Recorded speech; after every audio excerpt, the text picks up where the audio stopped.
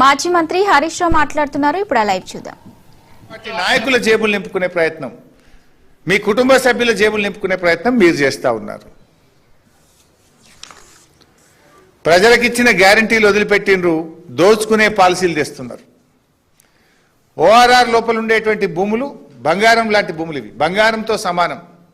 భవిష్యత్ అవసరాలను కూడా ప్రభుత్వాలు దృష్టిలో ఉంచుకోవాలి.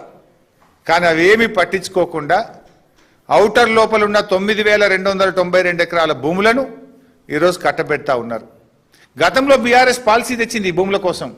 ఏం తెచ్చిందో తెలుసా? మేము ఐటీకి మార్చుకోండి. మీరు కాలుష్యానికి ఏదైతే పరిశ్రమలు ఉన్నాయో 50% ఐటీ కట్టండి, మిగతా 50% భూములో అందులో ఉద్యోగాలు చేసేటోళ్లకు ఇండ్లు కట్టుకోండి అనే పాలసీ మేము తెచ్చినాం.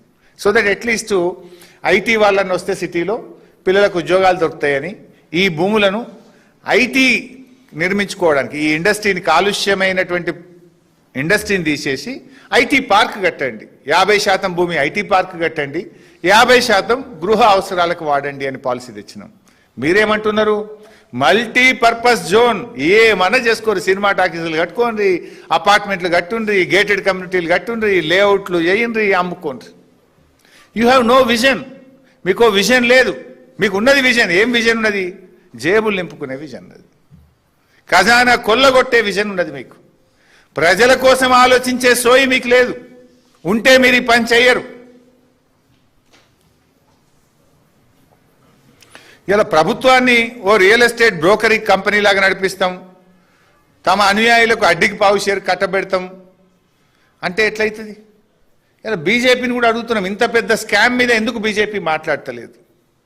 కుమ్మక్కు రాజకీయాలు లేకపోతే, కాంగ్రెస్తో మీరు కుమ్మక్కు కాకపోతే, బీజేపీకి చిత్తశుద్ధి ఉంటే ఈ భారీ కుంభకోణం పైన సమగ్రమైన విచారణ జరపాలని చెప్పి ఈరోజు మేము డిమాండ్ చేస్తూ ఉన్నాం.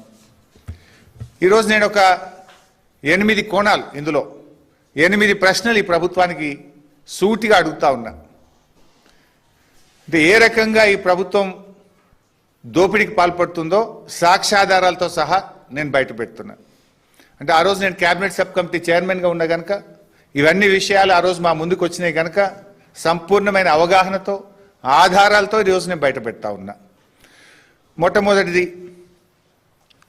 ఇవాళ there are 2 values.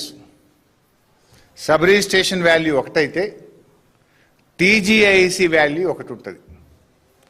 ఇందులో 2 రేట్లు ఉన్నాయి. ఆ రోజే మా ముందుకు వచ్చింది. ఒకవేళ ఈ భూములు ఇవ్వాలా, ఇస్తే ఏ రేటుకి ఇవ్వాలి?